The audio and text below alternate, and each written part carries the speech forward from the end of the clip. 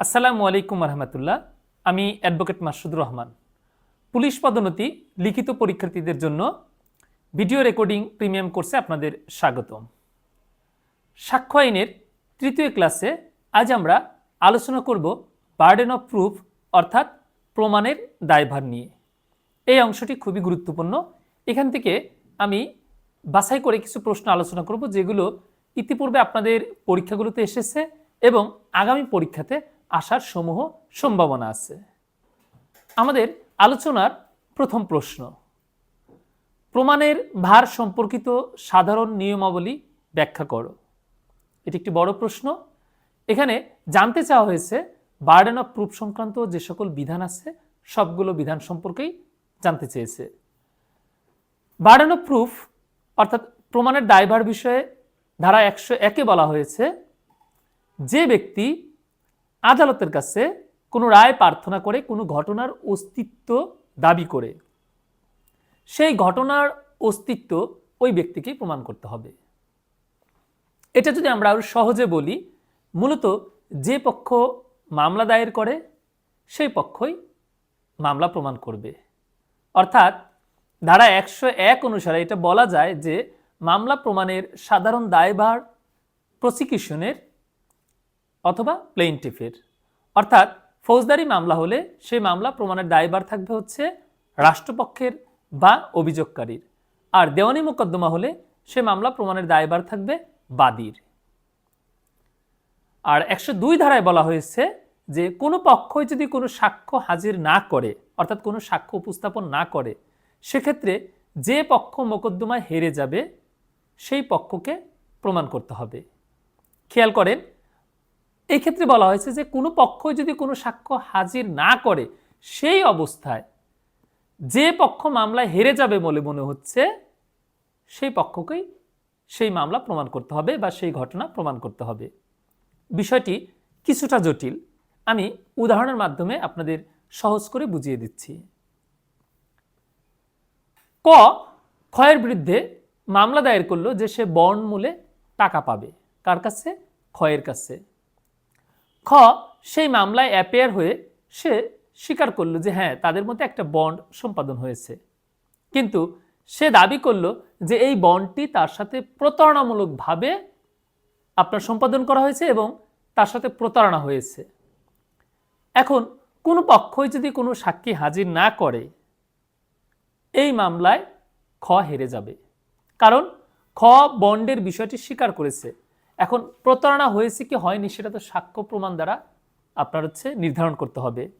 যেহেতু এখন পর্যন্ত কোনো সাক্ষী উপস্থাপন করা হয়নি, সেহেতু এই মামলাটি প্রমাণের দায়ভার এখন ক্ষয়ের উপর বর্তাবে।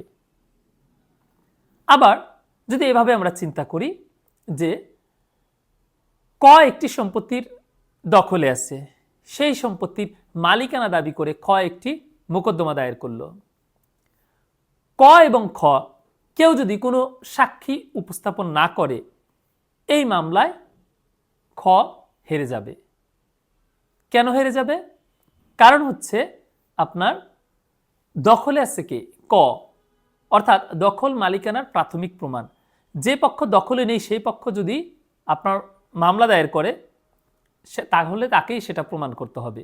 এখানে খেয়াল করবেন যে মূল বিষয়টা যে 102 ধারায় সুনির্দিষ্ট করে বলেনি যে প্রমাণের দায়ভার বাদী বা প্রমাণের দায়ভার বিবাদীর উপর বর্তাবে, বরঞ্চ এটা নির্ভর করছে যে কোন পক্ষ সাক্ষ্য না দিলে হেরে যাবে সেটার উপর নির্ভর করছে। আর 103 ধারায় বলা হয়েছে যে আদালতকে নির্দিষ্ট কোনো ঘটনা যে পক্ষ বিশ্বাস করাতে চায় সেই পক্ষকে সেটা প্রমাণ করতে হবে। উদাহরণস্বরূপ ক ক্ষয়ের বিরুদ্ধে চুরির মামলা দায়ের করল এবং আদালত ককে এটা বিশ্বাস করাতে চাইল এবং ক আদালতকে এটা বিশ্বাস করাতে চাইল যে খ যে চুরি করেছে এই কথা খ গয়ের কাছে স্বীকার করেছে, অর্থাৎ অ্যাডমিশন দিয়েছে। তাহলে খেয়াল করেন, এই যে খ যে চুরি করেছে এবং সেটা সে স্বীকার করেছে, এটা একটা বিশেষ ঘটনা, এটা একটা নির্দিষ্ট ঘটনা। এটা প্রমাণ করতে হবে কাকে? ককে, কারণ ক আদালতকে এটা বিশ্বাস করাতে চায়। আবার সেই মামলাতেই খ দাবি করলো যে সে চুরি করেনি এবং যে সময়ে চুরির ঘটনা দেখানো হয়েছে সেই সময়ে সে ঘটনাস্থলেই ছিল না, সে অন্যত্র ছিল, অর্থাৎ যেটাকে আমরা বলছি প্লি অফ অ্যালিবাই। তখন কিন্তু প্রমাণের দায়ভার চলে যাবে ক্ষয়ের উপরে। তাহলে 103 ধারাতে আমরা এরকমটা দেখলাম যে ক্ষেত্র বিশেষে অভিযোগকারী বা বাদীর উপর প্রমাণের দায়ভার বর্তায়, আবার ক্ষেত্র বিশেষে আসামি বা বিবাদীর উপরও দায়ভার বর্তায়। আর 104 ধারায় বলা হয়েছে যে কোনো সাক্ষ্য গ্রহণযোগ্য হওয়ার জন্য যে শর্ত থাকবে সেই শর্ত আগে প্রমাণ করতে হবে। যেমন আপনি মৃত্যুকালীন ঘোষণা প্রমাণ করতে চাচ্ছেন যে অমুক ব্যক্তি মারা যাওয়ার পূর্বে এরকম বিবৃতি প্রদান করে গিয়েছে, তাহলে আগে আপনাকে প্রমাণ করতে হবে ওই ব্যক্তিটি মারা গিয়েছে, কারণ সে যদি মারা না যায় তাহলে তার মৃত্যুকালীন ঘোষণা অপ্রাসঙ্গিক। তো আগে প্রমাণ করতে হবে সে মারা গিয়েছে, তারপর তার মৃত্যুকালীন ঘোষণা আপনি প্রমাণ করতে পারবেন। আর 105 ধারা বলছে দণ্ডবিধির সাধারণ ব্যতিক্রম অর্থাৎ জেনারেল এক্সেপশন, যা ধারা 76 থেকে 106 পর্যন্ত আলোচনা করা হয়েছে দণ্ডবিধিতে, সেই দণ্ডবিধির 76 থেকে 106 পর্যন্ত এই সাধারণ ব্যতিক্রম যদি কোনো আসামি দাবি করে তাহলে তা আসামিকেই প্রমাণ করতে হবে। 105 ধারাটি কিন্তু ফৌজদারি মামলার ক্ষেত্রে প্রযোজ্য এবং এটা প্রমাণের দায়ভার আসামির উপর বর্তাচ্ছে কখন? যখন আসামি ধারা 76 থেকে 106 দণ্ডবিধির এই ধারার সুবিধাগুলো নিতে চাচ্ছে তখন সেটা আসামিকেই প্রমাণ করতে হবে এবং আদালত শ্যাল প্রিজিউম করবে যে এই ধরনের কোনো ব্যতিক্রমী পরিস্থিতি নেই। এরপর 106 ধারায় বলা হয়েছে যে ঘটনা বিশেষভাবে কারো নলেজে থাকে, কারো গোচরে থাকে, কারো জ্ঞানের মধ্যে থাকে সেটা তাকেই প্রমাণ করতে হয়। অর্থাৎ বিশেষভাবে যার নলেজে থাকবে প্রমাণের দায়ভার তার উপর বর্তাবে। কেমন? আপনি ট্রেনে ভ্রমণ করছেন, এই আপনি যে ট্রেনে ভ্রমণ করছেন এর জন্য আপনি টিকিট ক্রয় করেছেন। এখন সেই টিকিট যে আপনি ক্রয় করেছেন এটা নিয়ে যদি প্রশ্ন উত্থাপন হয় তাহলে আপনি যে টিকিট ক্রয় করেছেন এটা আপনাকেই প্রমাণ করতে হবে, কারণ আপনি যেহেতু ভ্রমণ করছেন, আপনি টিকিট ক্রয় করেছেন, এটা আপনার নলেজেই ভালোভাবে থাকার কথা। ঠিক একই রকমভাবে কোনো একটি বাড়িতে হাজব্যান্ড এবং ওয়াইফ একত্রে বসবাস করে, এমতো অবস্থায় ওয়াইফের মৃত লাশ পাওয়া গেল এবং হাজব্যান্ডের বিরুদ্ধে মামলা দায়ের হলো। হাজব্যান্ড যে তার ওয়াইফকে খুন করেনি এটা হাজব্যান্ডকে প্রমাণ করতে হবে। কেন? কারণ তার ওয়াইফ কিভাবে মারা গেল এটা বিশেষভাবে তার নলেজে থাকার কথা, যেহেতু দুইজন মানুষ একত্রে একসাথে একই রুমে বা একই বাড়িতে বসবাস করে আসছে। আর 107 ধারায় বলা হয়েছে যে 30 বছরের মধ্যে জীবিত দেখা গেছে যে ব্যক্তিকে, তাকে যিনি মৃত দাবি করবেন প্রমাণের দায়ভার তার উপর বর্তাবে। অর্থাৎ 30 বছরের মধ্যে যাকে জীবিত দেখা গেছে তাকে আইন জীবিত ধরে নিচ্ছে, তাকে যিনি মৃত দাবি করবেন প্রমাণের দায়ভার তার উপর বর্তাবে। আর 108 ধারায় বলেছে 107 ধারার শর্ত অনুসারে যে 7 বছর ধরে নিখোঁজ, অর্থাৎ তার পরিবারের কোনো সদস্য বা তার আত্মীয় স্বজন যারা তার সংবাদ পাওয়ার কথা তারা কোনো সংবাদ পায়নি 7 বছর ধরে, এইরকম ব্যক্তিকে যিনি জীবিত দাবি করবেন প্রমাণের দায়ভার তার উপর বর্তাবে। তার মানে হচ্ছে 107 এবং 108 ধারা মিলিয়ে পড়লে আমরা যেটা দেখতে পাই সেটা হচ্ছে 7 বছর ধরে যদি কোনো ব্যক্তির খোঁজ না পাওয়া যায় তাহলে আইনের দৃষ্টিতে সেই ব্যক্তি মৃত, তার আগ পর্যন্ত সেই ব্যক্তিকে জীবিত ধরা হবে। 109 ধারা বলছে প্রিন্সিপাল অর এজেন্ট, তারপর হচ্ছে ল্যান্ডলর্ড অর টেন্যান্ট, তারপর হচ্ছে পার্টনার, এই ধরনের যে সম্পর্কগুলো, এই সম্পর্ক যাদের মধ্যে বিদ্যমান ছিল এটা প্রমাণিত হয় তাহলে এই সম্পর্ক যিনি অস্বীকার করবেন যে না আমাদের মধ্যে এই সম্পর্ক নেই তাহলে সেটা তাকেই প্রমাণ করতে হবে। যেমন ক্ষয়ের এজেন্ট হিসেবে কাজ করেছে এই ধরনের প্রমাণ আছে। এখন যদি অস্বীকার করে যে না আমি ক্ষয়ের এজেন্ট না তাহলে সেটা তাকেই প্রমাণ করতে হবে। অর্থাৎ এই ধরনের রিলেশনশিপ সম্পর্ক যেটার প্রাথমিক প্রমাণ আছে সেই সম্পর্ক যে পক্ষ অস্বীকার করবে প্রমাণের দায়ভার তার উপর বর্তাবে। আর 110 ধারা মালিকানার প্রমাণের বিষয়ে বলছে যিনি দখলে আছেন তার মালিকানা যদি কেউ অস্বীকার করে তাহলে যিনি মালিকানা অস্বীকার করলেন প্রমাণের দায়ভার তার উপর বর্তাবে, কারণ দখল মালিকানার প্রাথমিক প্রমাণ। আর 111 ধারায় বলছে যে আপনার লেনদেনের ক্ষেত্রে যার উপর আপনার আস্থার সম্পর্ক অ্যাক্টিভ কনফিডেন্স যার উপর প্রমাণের দায়ভার তার উপর বর্তাবে। যেমন পিতা যদি সন্তানের কোনো সম্পত্তি বিক্রয় করে সেক্ষেত্রে সন্তান যদি প্রশ্ন উত্থাপন করে যে তার পিতা তার বেনিফিটের জন্য এই কাজটা করেনি তাহলে এখানে তার পিতা যে সরল বিশ্বাসে কাজটি করেছে, এই সরল বিশ্বাস প্রমাণের দায়ভার পিতার উপর বর্তাবে। কারণ অ্যাক্টিভ কনফিডেন্স বা সক্রিয় আস্থার সম্পর্ক কার উপর? পিতার উপর। একই রকমভাবে স্বামী স্ত্রীর ক্ষেত্রে এটা স্বামীর উপর বর্তাবে, ছাত্র শিক্ষকের ক্ষেত্রে শিক্ষকের উপর বর্তাবে, আইনজীবী মক্কেলের ক্ষেত্রে আইনজীবীর উপর বর্তাবে। তার মানে হচ্ছে ডমিনেটিং পজিশন যার হচ্ছে ডমিনেট করার মতো ক্ষমতা আছে, তার উপরই অ্যাক্টিভ কনফিডেন্সটা থাকে এবং প্রমাণের দায়ভার তার উপরই বর্তায়। তাহলে আমরা আলোচনা করলাম যে প্রমাণের দায়ভার সংক্রান্ত সাধারণ বিধানগুলো। এখন আমরা আলোচনা করব দ্বিতীয় প্রশ্ন। তার আগে ছোট্ট করে আপনাদের জ্ঞাতার্থে একটি বিষয় জানিয়ে দিচ্ছি।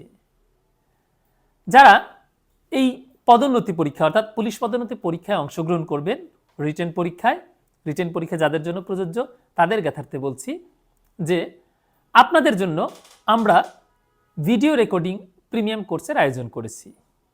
অর্থাৎ আপনাদের রিটেন পরীক্ষায় যে সকল সাবজেক্ট থেকে প্রশ্ন আসে, সবগুলো সাবজেক্টেরই আমরা এরকম রেকর্ড ক্লাস করেছি। মোট 35টি ক্লাস। সেখানে পড়ানো হবে হচ্ছে সাক্ষ্য আইন, দণ্ডবিধি, ফৌজদারি কার্যবিধি, পিআরবি, পুলিশ আইন এবং মাইনরস অ্যাক্টগুলো, গুরুত্বপূর্ণ যে মাইনরস অ্যাক্ট যেখান থেকে সচরাচর প্রশ্ন হয়, এই আইনগুলো মোট 35টি ক্লাসের মাধ্যমে আপনাদেরকে পড়ানো হবে।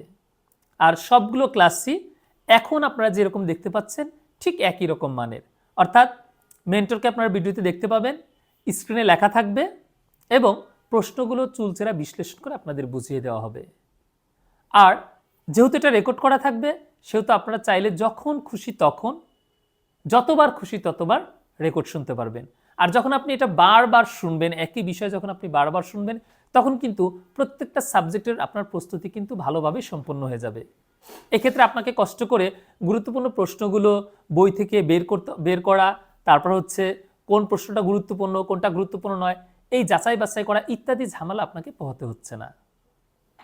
আর এই রেকর্ডিং কোর্সটি পাচ্ছেন মাত্র 3000 টাকা মূল্যে। অর্থাৎ 3000 টাকা দিয়ে আপনারা পাচ্ছেন এই পুরো রেকর্ড কোর্সটি। আর পুলিশ পদোন্নতি রিটেন পরীক্ষায় যারা অংশগ্রহণ করবেন তারা সকলেই অবগত আছেন, তারা সবাই জানেন যে এই একটি পদোন্নতি আপনার জীবনকে কিন্তু বদলে দিতে পারে।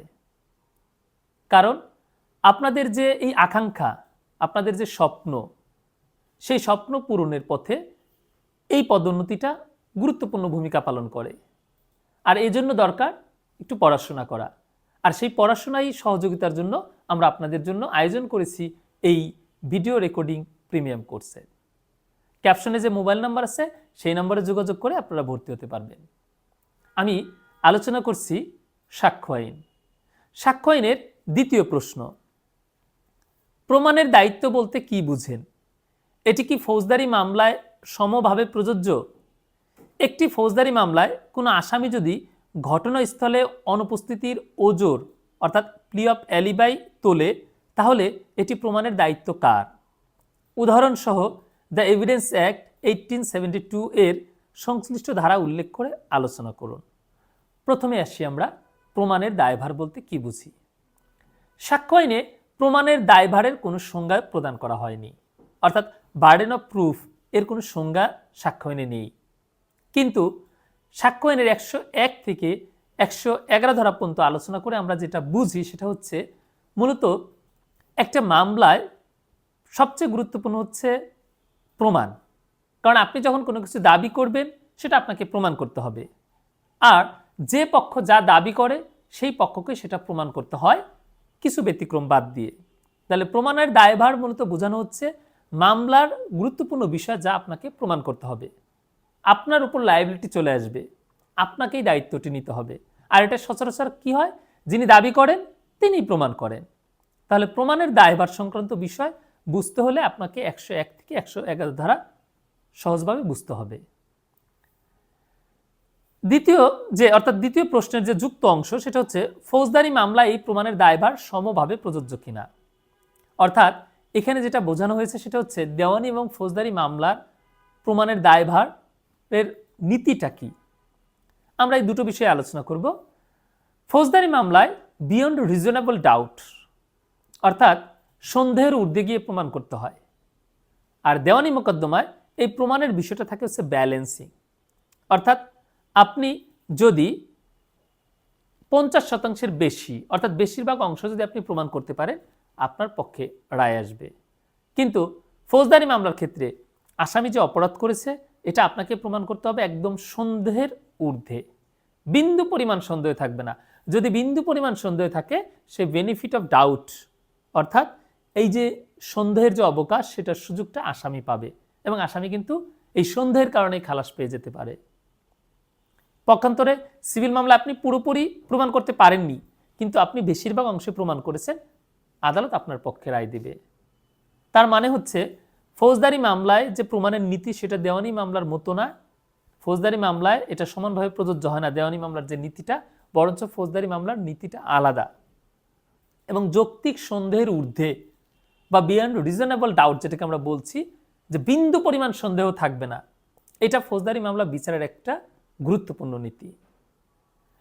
এরপরে আমাদের যুক্ত প্রশ্ন ছিল যে আসামি যদি প্লি অফ অ্যালিবাই অর্থাৎ অন্যত্র থাকার অজুহাত বা ওজোর উত্থাপন করে সেটা প্রমাণের দায়িত্ব কার উপর বর্তাবে? সাক্ষ্য আইনের 103 ধারা অনুযায়ী সেটা আসামির উপরই বর্তাবে। কারণ 103 ধারায় বলা হয়েছে আদালতকে যে পক্ষ কোনো নির্দিষ্ট ঘটনা বিশ্বাস করাতে চায় প্রমাণের দায়ভার সেই পক্ষের উপর বর্তায়। এখানে যেহেতু প্লি অফ অ্যালিবাই অন্যত্র থাকার দাবি করা হচ্ছে, এটা একটা নির্দিষ্ট ঘটনা, এটা আসামিকেই প্রমাণ করতে হবে। আমি কিছুক্ষণ পূর্বে একটা উদাহরণ দিয়েছিলাম, আমি আরেকটি উদাহরণ দিয়ে এটা আরো স্পষ্ট করছি। খয়ের বিরুদ্ধে একটি মামলা দায়ের করলো যে কয়ের পিতাকে খুন করেছে। কবে খুন করেছে? 1/1/2026 তারিখ রাত 8 ঘটিকায় কয়ের বাড়িতে। খেয়াল করেন, খয়ের বিরুদ্ধে মামলা করেছে কয়ের পিতাকে হত্যার দায়ে। মামলা প্রমাণের সাধারণ দায়ভার কার উপর? সাধারণ দায়ভার কয়ের উপর, যেহেতু সে প্রসিকিউশন, যেহেতু সে অভিযোগকারী। সেই মামলায় ক্ষয় এসে দাবি করলো যে আমি কয়ের পিতাকে কিভাবে খুন করব, আমি তো ঘটনাস্থলে ছিলামই না, আমি তো তখন ছিলাম বিদেশে। এই যে সে অন্যত্র থাকার দাবি করলো যে 1/1/2026 তারিখ রাত 8 ঘটিকায় আমি ছিলাম ভারতে, এই যে সে ভারতে ছিল এটা তাকেই প্রমাণ করতে হবে। এই যে সে বিদেশে ছিল অর্থাৎ অন্য যে কোনো দেশে অর্থাৎ ঘটনাস্থলে সে ছিল না এরকমটা দাবি করলে সেটা তাকেই প্রমাণ করতে হবে। আবার বিদেশে থাকতে হবে বিষয়টা কিন্তু এরকমও না। সে দাবি করলো আমি তো তখন কক্সবাজার ছিলাম, সে দাবি করলো আমি ঢাকাতেই ছিলাম কিন্তু আমি অন্য জায়গায় ছিলাম, আমার অফিসে ছিলাম, এই যে সিসিটিভির ফুটেজ। তার মানে হচ্ছে ঘটনাস্থলে ছিলাম না এইরকমটা যখন আসামি দাবি করবে তখন সেটা প্রমাণের দায়ভার আসামির উপরই বর্তাবে। এরপর আমরা আলোচনা করব 3 নম্বর প্রশ্ন। জনৈক মর্জিনাকে জনৈক সলিমুল্লাহ সহিত বিবাহ দেওয়া হলো এবং সে পিতার বাড়ি হতে দূরে তার স্বামীর সহিত বসবাস করিত। কে? জনৈক মর্জিনা।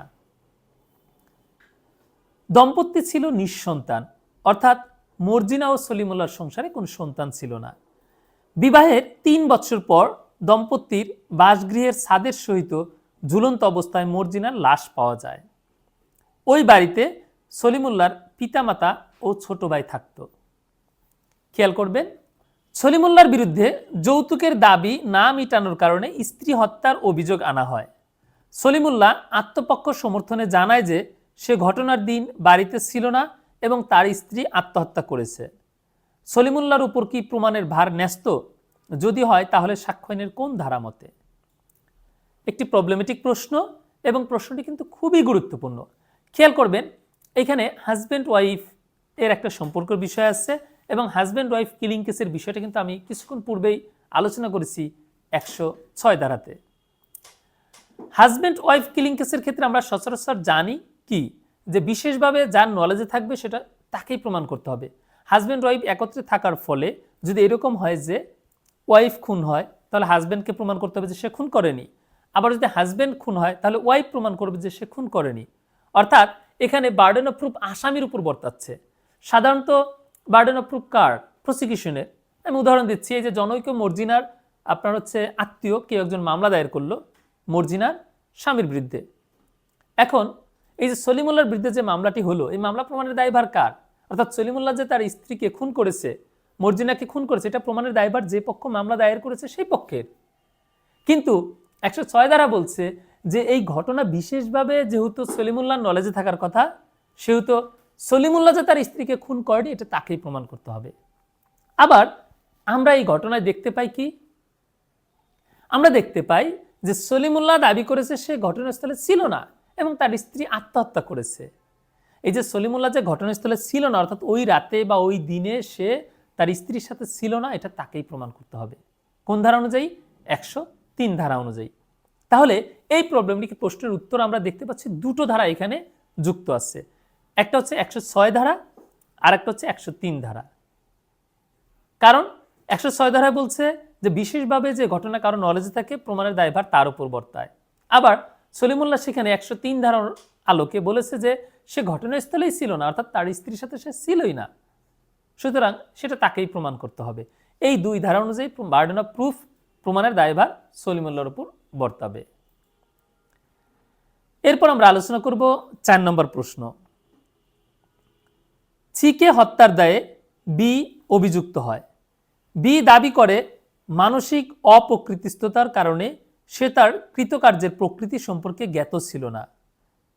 দ্য এভিডেন্স অ্যাক্ট 1872 এর প্রাসঙ্গিক ধারা উল্লেখে মানসিক অপ্রকৃতিস্থতা প্রমাণে বি এর কোনো দায় দায়িত্ব আছে কিনা আলোচনা করুন। 4 নম্বর প্রশ্নের উত্তরটি খুবই সহজ, সেটা হচ্ছে প্রমাণের দায়ভার আসামির উপর বর্তাবে। কেন? কারণ সাক্ষ্য আইনের 105 ধারায় বলা হয়েছে যে যদি কোনো ব্যক্তি দণ্ডবিধির সাধারণ ব্যতিক্রম 76 থেকে 106 ধারার মধ্যে কোনো বিষয় দাবি করে, তাহলে তা প্রমাণের দায়ভার সেই ব্যক্তির উপর, অর্থাৎ আসামির উপর বর্তাবে। আমরা বর্ণিত ঘটনায় দেখতে পাই যে এখানে আসামি দাবি করেছে যে তার অপ্রকৃতিস্থতা ছিল, অর্থাৎ সে আনসাউন্ড মাইন্ড ছিল।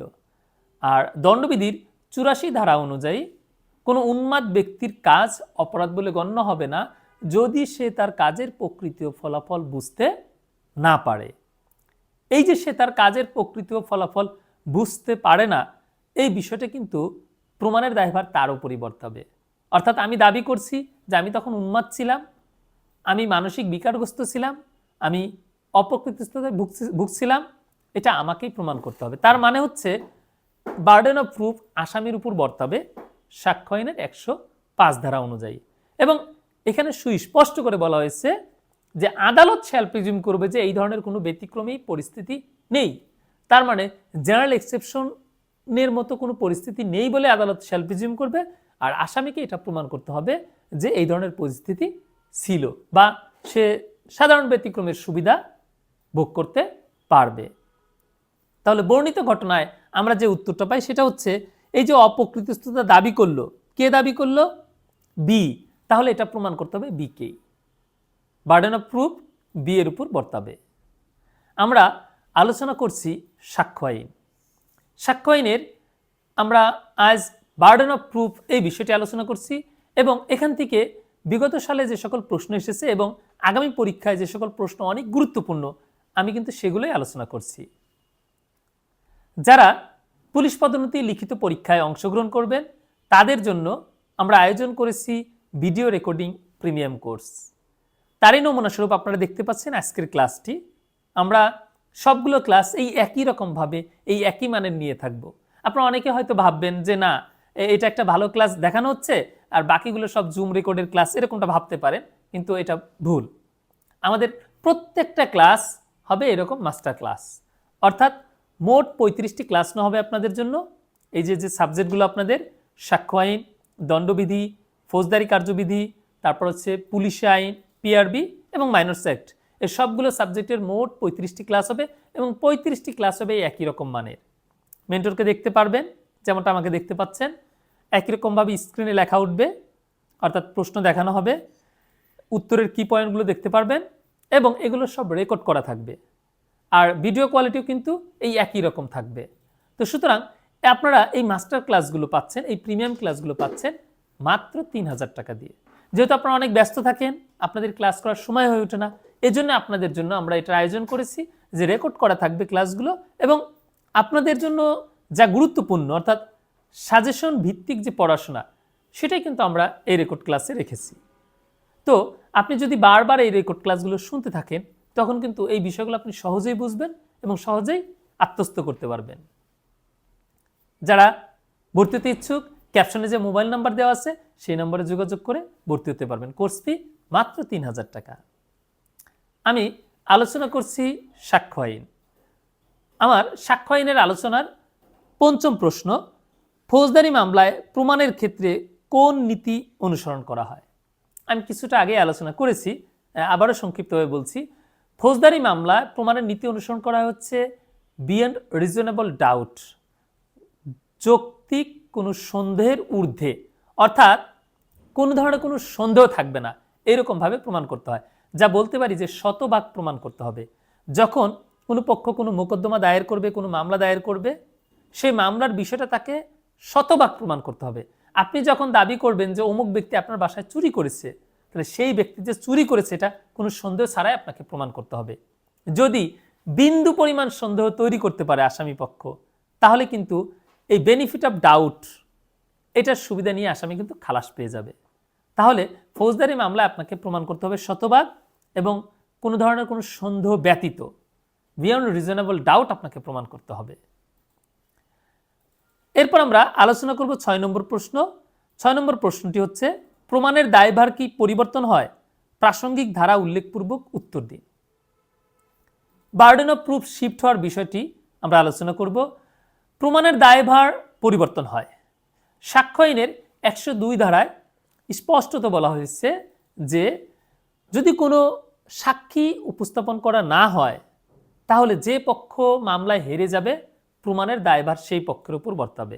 তার মানে হচ্ছে ১০২ ধারা অনুযায়ী প্রমাণের দায়ভার কখনো বাদী কখনো বিবাদীর উপর বর্তাতে পারে। খেয়াল রাখবেন এখানে যে বিষয়টি একটু জট পাকানো আছে সেটা হচ্ছে বার্ডেন অফ প্রুফ আর ওনাস অফ প্রুফ, এই দুটোর আবার তফাৎ করতে হবে। যদি আমরা প্রমাণের দায়ভার অর্থাৎ মামলা প্রমাণের দায়ভার এই বিষয়টি আমরা ধরি তাহলে সেটা কখনোই পরিবর্তন হবে না। সেটা সবসময়ের জন্য প্রসিকিউশনের থাকবে, সবসময়ের জন্য, মানে মূল মামলাটা। কিন্তু সাক্ষ্য উপস্থাপনের যদি দায়ভারের কথা বলি তাহলে কিন্তু সেটা পরিবর্তন হবে এবং সেটা ১০২ ধারা অনুযায়ী হবে, ১০৩ ধারা অনুযায়ী হবে, ১০৫ ধারা অনুযায়ী হবে, ১০৬ ধারা অনুযায়ী হবে। কিভাবে? ১০২ এবং ১০৩ আমরা দেখেছি যে এটা প্রমাণের দায়ভার কখনো বাদীর উপর কখনো বিবাদীর উপর, কখনো অভিযোগকারীর উপর কখনো আসামির উপর, ১০২ এবং ১০৩ ধারাতে। আর ১০৫ ধারাতে স্পষ্ট করে বলেছে জেনারেল এক্সেপশন, সাধারণ ব্যতিক্রম যে পক্ষ দাবি করবে। কোন পক্ষ দাবি করে? আসামি পক্ষ।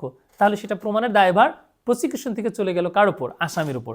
কিন্তু এটা হচ্ছে সাক্ষ্য উপস্থাপনের দায়িত্ব। আর ১০৬ ধারাতেও বলছে যে ঘটনা বিশেষভাবে কারো নলেজ থাকে সেটা তাকেই প্রমাণ করতে হয়। আর এটা অনুসারে আমরা দেখতে পাই যে এক্ষেত্রেও আসামির উপরও কি হতে পারে? বার্ডেন অফ প্রুফ শিফট হতে পারে। তো সুতরাং বার্ডেন অফ প্রুফ শিফট হয় কিনা এর উত্তর হচ্ছে অবশ্যই হয়। সেক্ষেত্রে প্রাসঙ্গিক ধারা হচ্ছে ১০২, ১০৩, ১০৫, ১০৬। তো সেই হিসেব করলে আমরা দেখতে পাই যে বার্ডেন অফ প্রুফের মূল যে কনসেপ্টটা, যে যদি আমরা ধরি যে সাক্ষ্য উপস্থাপন করার বিষয়টা বোঝায় তাহলে এটা শিফট হবে, পরিবর্তন হবে, কখনো বাদীর উপর কখনো বিবাদীর উপর। কিন্তু মামলা দায়েরের যে বিষয়টা আসলে যে পক্ষ মামলা দায়ের করবে মামলার মূল বিষয়বস্তু সবসময় তাকেই প্রমাণ করতে হবে, অভিযোগকারী বা হচ্ছে আপনার রাষ্ট্রপক্ষ বা দেওয়ানি মোকদ্দমার ক্ষেত্রে আমরা বলতে পারি বাদী। তাহলে বার্ডেন অফ প্রুফ শিফট হয়, কিন্তু সেটা নির্ভর করে কি বলা হচ্ছে সেটার উপর, যে এটা কি ওনাস অফ প্রুফ বোঝাচ্ছে না বার্ডেন অফ প্রুফ। অর্থাৎ সাক্ষ্য উপস্থাপনের যে ভার এটাকে আমরা ওনাস অফ প্রুফ বলছি, আর মূল মামলা যেটা সেটাকে আমরা বলছি বার্ডেন অফ প্রুফ। সুতরাং প্রমাণের দায়ভারের বিষয়টা নির্ভর করবে যে এটা দিয়ে আপনি কি বোঝাচ্ছেন সেটা।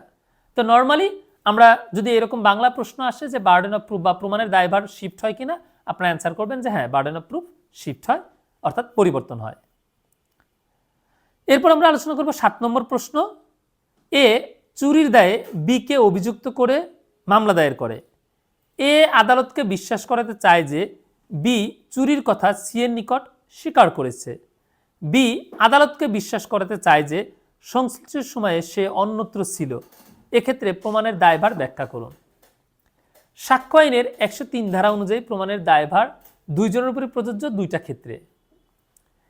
এ মামলা দায়ের করেছে বি এর বিরুদ্ধে এবং কিসের মামলা? চুরির মামলা। বার্ডেন অফ প্রুফ স্বাভাবিকভাবে 101 ধারা অনুযায়ী কার উপর? এর উপর। কিন্তু এখানে এ আরও একটি বিষয় দাবি করেছে, সেটা কি? বি চুরির কথা স্বীকার করেছে। এটা হচ্ছে পার্টিকুলার ফ্যাক্ট। এই পার্টিকুলার ফ্যাক্ট যেহেতু সে দাবি করেছে যে যার বিরুদ্ধে আমি মামলা দায়ের করেছি চুরির, সে নিজেই চুরির কথা স্বীকার করেছে অমুকের কাছে, অর্থাৎ সি এর কাছে, তখন কিন্তু এই যে সে যে স্বীকার করেছে সি এর কাছে, এটা প্রমাণের দায়ভার এর উপরে সে বর্তাবে। আবার এই মামলাতে বি দাবি করেছে যে সে ঘটনাস্থলে ছিল না, অর্থাৎ প্লি অফ অ্যালিবাই, অন্যত্র থাকার দাবি করেছে সে, তখন আবার প্রমাণের দায়ভার বি এর উপর বর্তাবে, অর্থাৎ ওই বিষয়ে সাক্ষ্য উপস্থাপন করার দায়ভারটা বি এর উপর বর্তাবে। তাহলে 103 ধারা অনুযায়ী, অর্থাৎ সাক্ষ্যনের 103 ধারা অনুযায়ী এক্ষেত্রে এ এবং বি উভয়ের উপরই প্রমাণের দায়ভার ন্যস্ত আছে ভিন্ন ভিন্ন বিষয়ে। যে যেটা আদালতকে বিশ্বাস করতে চাচ্ছে সেই বিষয়টাই প্রমাণের দায়ভার তার উপরই বর্তাবে। সাক্ষ্য আইনের বার্ডেন অফ প্রুফ অর্থাৎ প্রমাণের দায়ভার নিয়ে এই ছিল আজকের আমাদের আলোচনা। শেষ করব তার আগে ছোট্ট করে আরেকবার বলে দিচ্ছি, যা আপনারা যারা পুলিশ পদোন্নতি লিখিত পরীক্ষায় অংশগ্রহণ করবেন, আপনাদের জন্য আমরা এই ভিডিও রেকর্ডিং প্রিমিয়াম কোর্সের আয়োজন করেছি। এই কোর্সে ক্লাস হবে মোট 35টি। এখানে পড়ানো হবে সাক্ষ্য আইন, দণ্ডবিধি, পিআরবি, তারপর পুলিশ আইন, এরপর হচ্ছে আপনার মাইনরস অ্যাক্ট। এই সবগুলো আইন থেকে আপনার মোট 35টি ক্লাসের মাধ্যমে আপনাদেরকে গুরুত্বপূর্ণ যে প্রশ্ন, অর্থাৎ আমরা যে সাজেশন প্রস্তুত করেছি সেই সাজেশনের আলোকে আপনাদেরকে পড়ানো হবে। আর এই কোর্স ফি হচ্ছে মাত্র 3000 টাকা।